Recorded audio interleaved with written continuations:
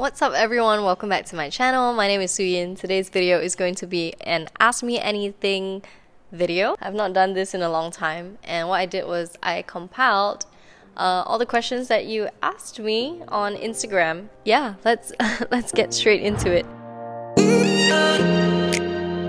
There are a whole bunch of different questions here, categorized into like personal questions, and then there are like personal finance questions, and I guess relationship questions, and on hobbies. Let's start with a personal finance question. That's what you sign up for on this YouTube channel, right? How much do you approximately spend in a month? This question is timely because I really don't know. Approximately, I'm going to say there's rent, there's insurance, there's a lot of things, so I would say I'm spending about 4,000, 5,000 a month. And this month of August, I'm really going to dig deep and to see where it is my money is going. I haven't done a rehaul of like the bucket system because after moving out in 2021, and paying rent, everything increased, in expenditure. It's a lot more money, and single life brought me a lot of shopping, a lot of like new outfits, new experiences, a lot of fitness that I used to do for free, I now pay money for. So I spend a lot more money now than I did back then.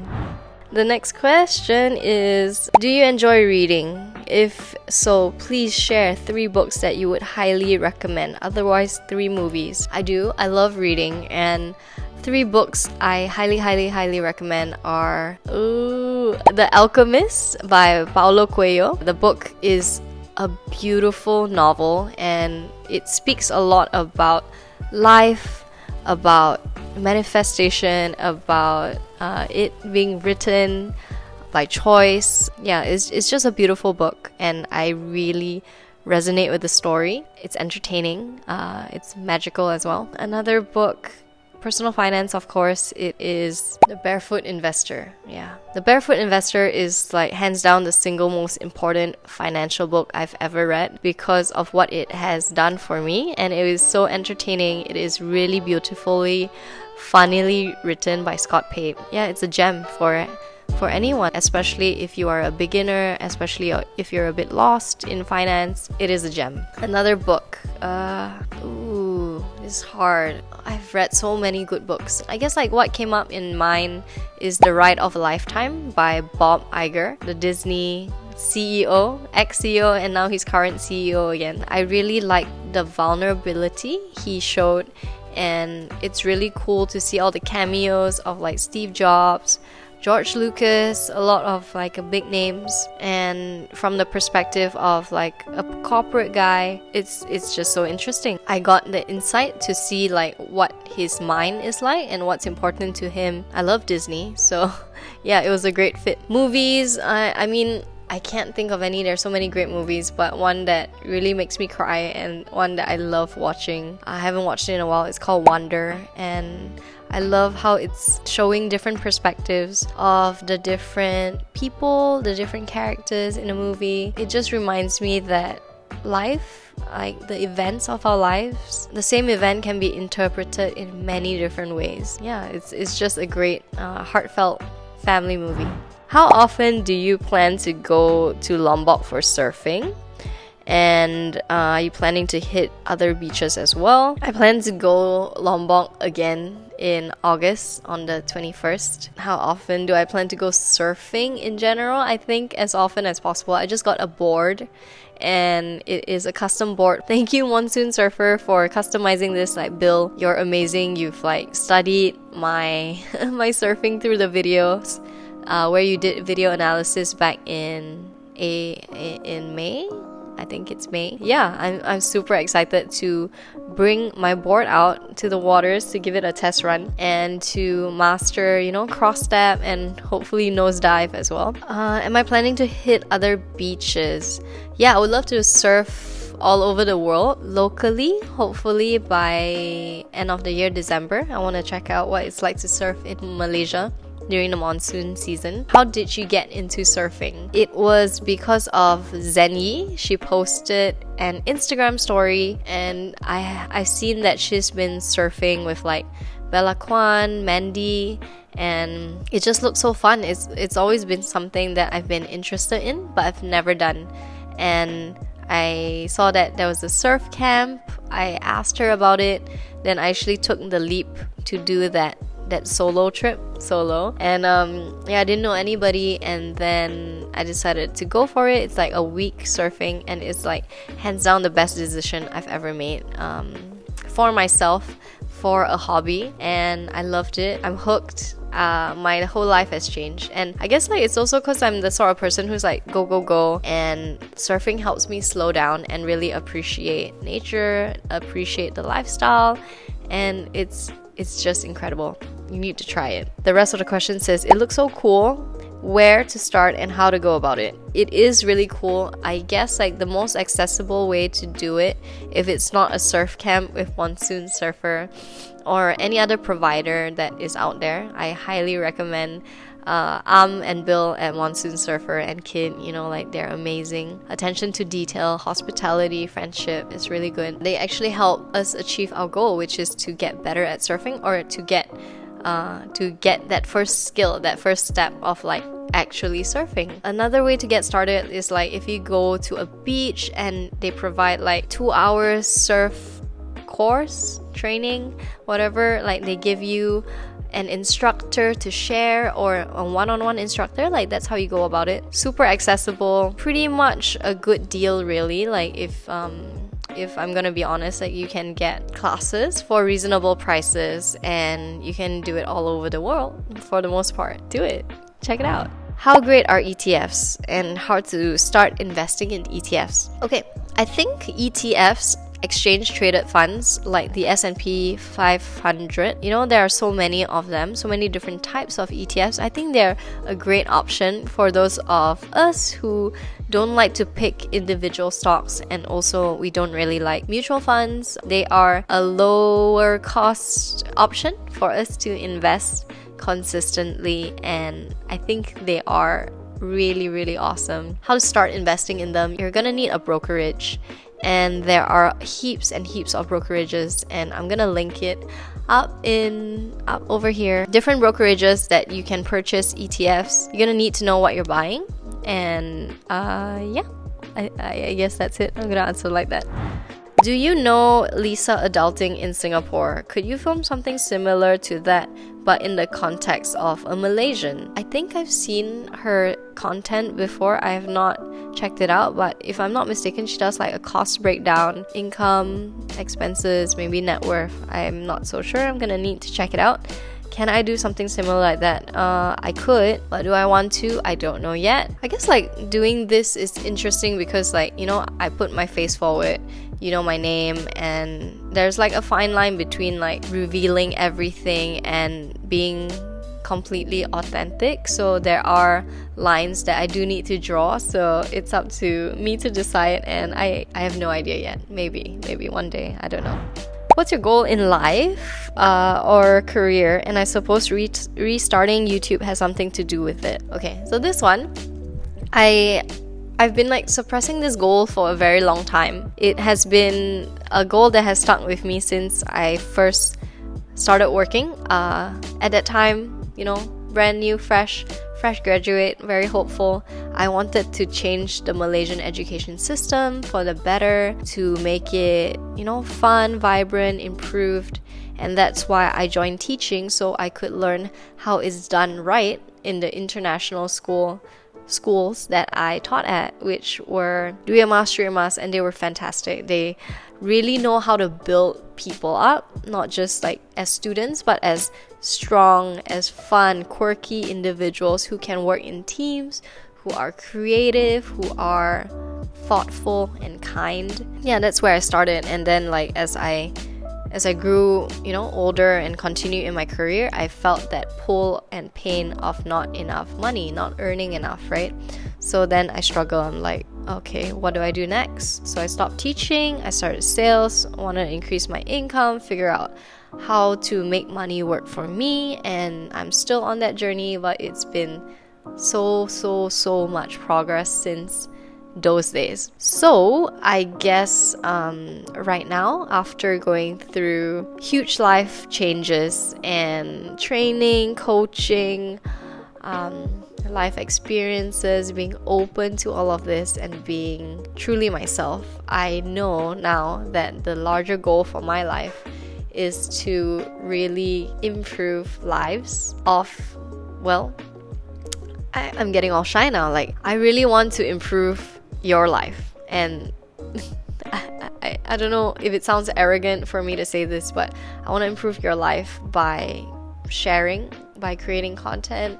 I don't know what is the mechanism, the method that I'm gonna do it, but I want to do it on such a huge scale where people are able to live their lives exactly how they want and not based on societal constructs of the box of a typical life that everyone needs to lead. The question, or like the answer to what is a great life, can only be answered by you as an individual, because it's going to be very different from person to person.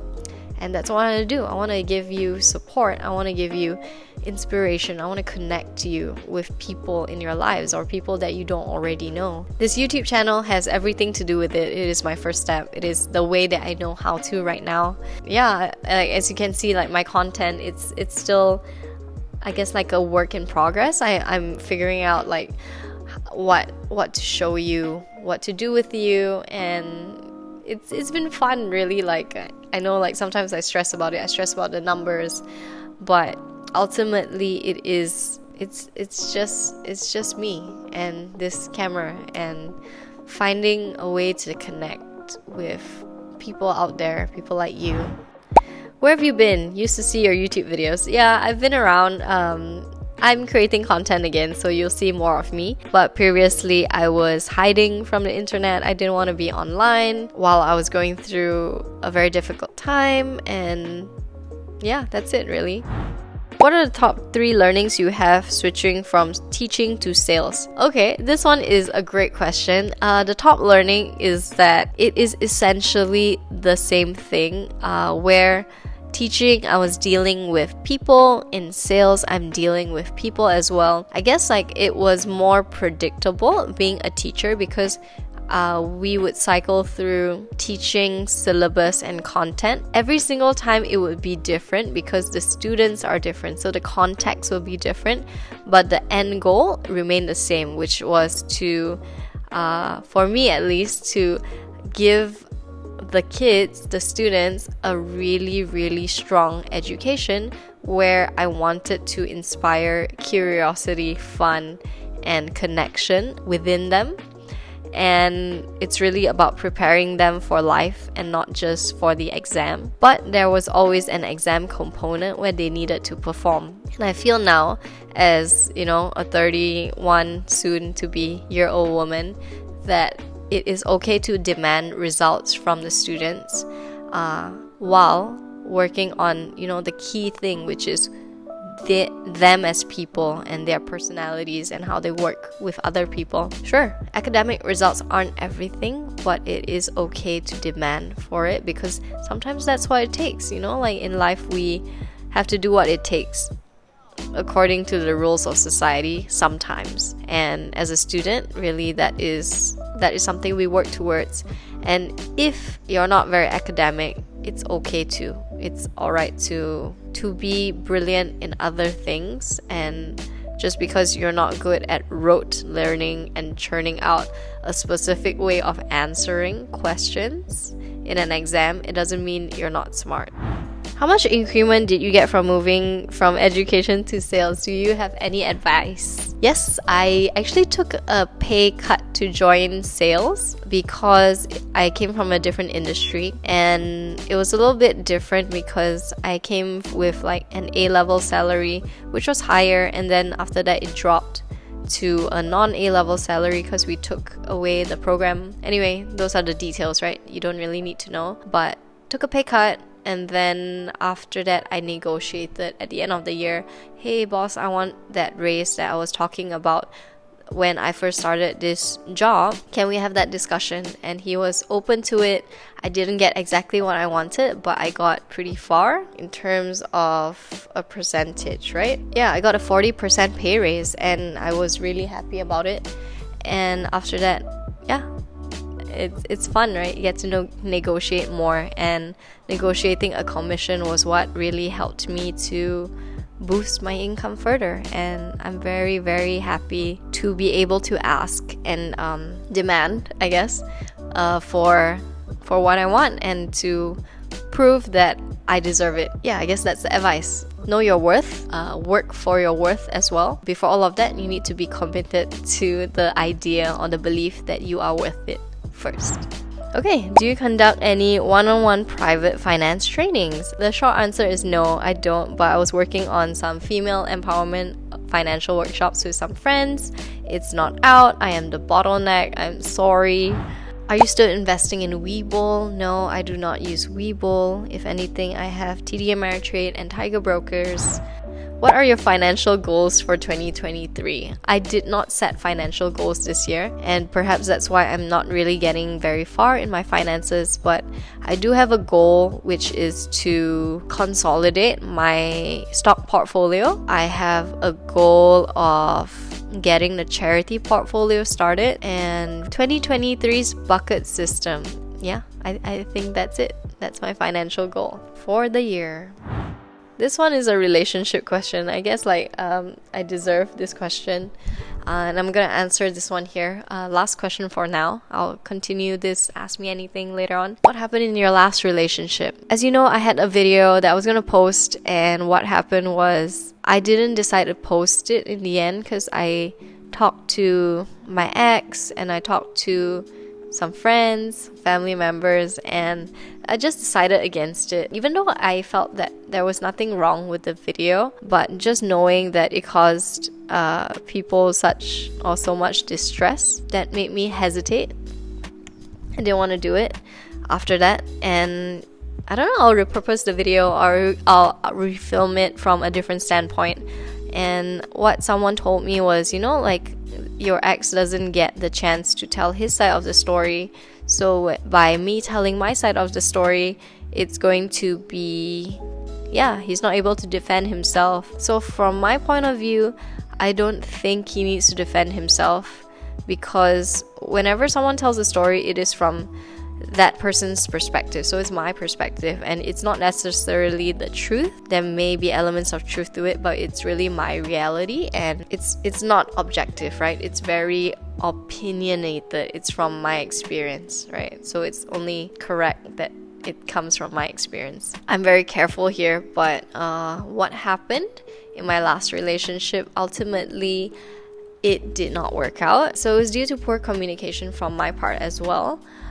I also feel like maybe from the start it was not the right relationship for me. I had a gut feeling and I went against my gut feeling, but that's not to say that I didn't have a lot of fun, that I didn't, I enjoyed a lot of our relationship. He's an amazing person in the sense that, he's great with friends, he's fun, he's caring, and just not the right guy for me in the end.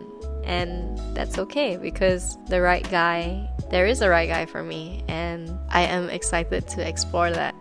I guess that's all I want to say about that relationship. I will talk to you later.